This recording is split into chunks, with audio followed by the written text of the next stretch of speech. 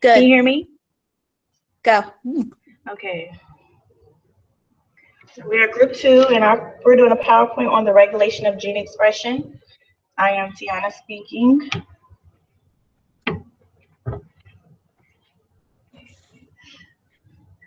Okay, so information in DNA is in triplet codes for one amino acid. These are called codons. Amino acids link together to form polypeptides. These are peptide bonds of amino acids which form together to make proteins. Genes code for polypeptides that control things such as the expression of traits, which is how we look, the function of the cell, and other genes. A gene is a sequence of nucleotides in DNA encoding one polypeptide chain or one mRNA molecule. Gene expression is regulated at 5 main levels: the genome, the process of transcription, RNA processing and export from the nucleus to the cytoplasm, the process of translation, and post-translation. A way to regulate gene expression inside the genome is through DNA alterations, chromatin decondensation or condensation, and histone modifications. The process of transcription can be regulated by interactions between regulatory transcription factors and various types of DNA control elements, meaning that specific genes can be turned on and off in different tissues and in response to changing conditions. In RNA processing and nuclear export, regulation occurs through alternative splicing, regulated export of mRNAs through nuclear pores. The process of translation is regulated by modifying the activity of protein synthesis factors, controlling translation and degradation of specific mRNAs through repressors and microRNAs. Post-translation is regulated by reversibly or permanently altering protein structure and function and controlling protein degradation rates. Okay, we're now transitioning to DNA and chromatin modification. Okay, so the first thing we can do to modify DNA is to use DNA sections called transposons, which can be moved to different chromosomes. Chemical factors can structurally change the DNA, turning it on or off. Some of the processes that are involved are DNA methylation and histone modification.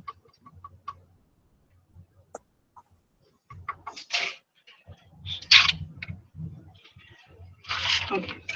So the process of DNA methylation is when you add a methyl group to a DNA, and it becomes a transcriptional repressor. The compound that is methylated to the DNA binds to transcription, which is then activated, which then binds to a nucleosome, causing them to spread, exposing DNA, allowing it to become methylated. Okay, and on this figure, we have DNA methylation, which is a transcriptional repression. Um, the histone acetyltransferase is binding to the activator, which then binds to the histone. And histones generally favor transcription but once methyl is added, they don't like transcription anymore. They're inhibited. Transcription. Transcription is the process of RNA synthesis. It is the process of using DNA as a template, a transfer of information from one nucleic acid to another. It starts by RNA polymerase binding to DNA at the promoter. Initiation requires the binding of transcription factors to both parts of a promoter on the template DNA strand. From there, the RNA chain is elongated, and after that comes the termination of transcription.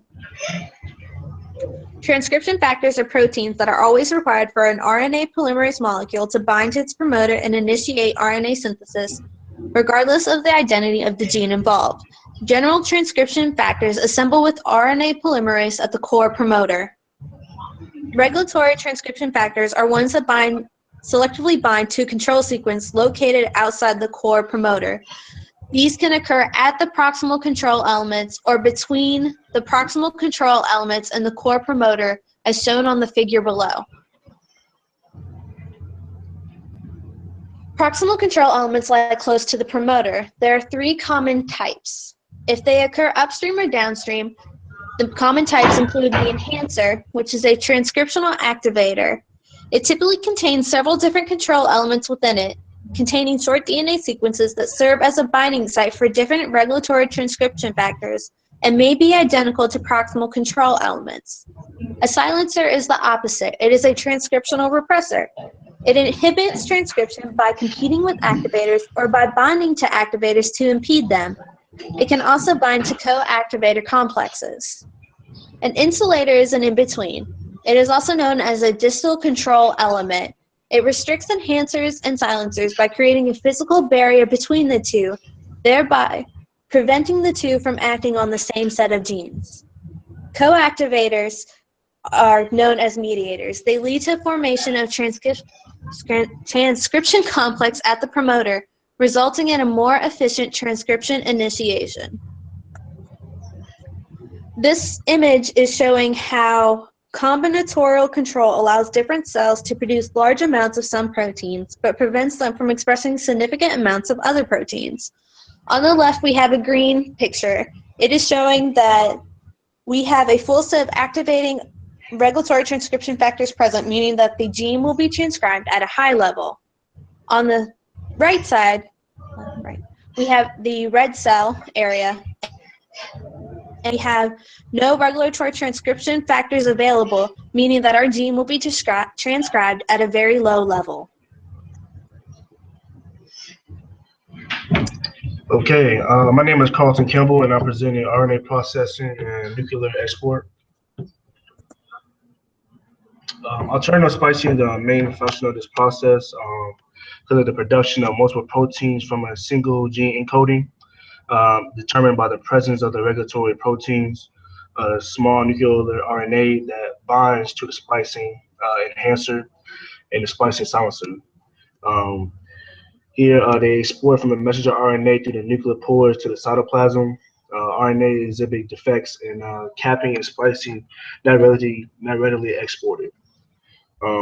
Also, during alternative splicing, there are different combinations of intron and exon splice junctions and pre-messenger RNA to produce messenger RNAs that differ in exon composition, thereby allowing production of more than one type of polypeptide from the same gene, which can occur if portions on exon are excluded or included, or if there is an inclusion of introns. On this figure here, the RNAs are exported different pathways, which may be facilitated by RNA binding proteins that contain a nuclear export sequence. These exports are receptors for these nuclear export sequences and facilitate protein movement out of the nucleus.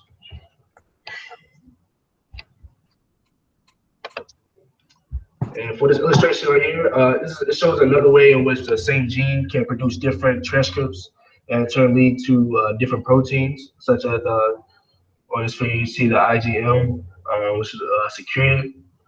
On the heavy chain determines which version is produced.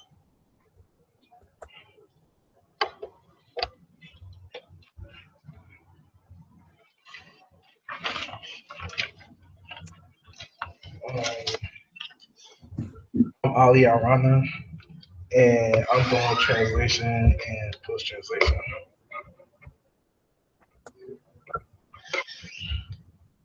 Translation includes the process of altering ribosomes or protein synthesis and activation or stabilization of the mRNA. Protein phosphorylation is amino acid residue, which is phosphorylated by a protein kinase by the addition of a covalently bonded phosphate group. Once it's phosphorylated, it can only be activated or inhibited.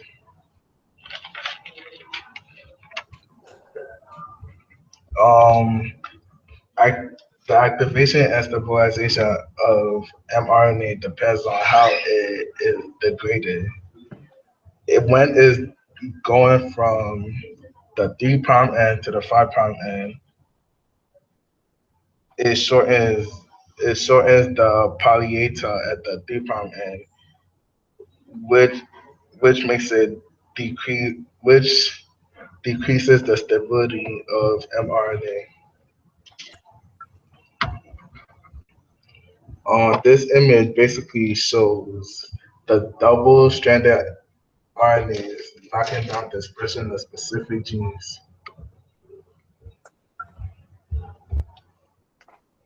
And this image basically shows the microRNAs silencing translation of mRNAs. Post-translation. Um, Post-translation is basically modification of protein structures, functions, and degradation. Within this, you have the reversible structural alterations, permanent alterations, guidance of protein folding by chaperone proteins, targeted proteins to intra and extracellular locations, interactions of proteins with regulatory molecules and ions, and degradation. Um, the modification of protein structure and degradation includes um, the polyethnic cleavage is irreversible removal of a portion of polypeptide chain. Protein splicing is removal of the enzymes and splicing together of exons, usually intramolecularly. Ubiquin is a small protein chain consisting of 76 amino acids. Degrons are internal amino acid sequences that allow particular proteins to be selected for destruction. Microautophagy is a non-selective protein degradation, which can be harmful to a cell in certain conditions. This image basically shows the proteasome system for regulated protein degradation.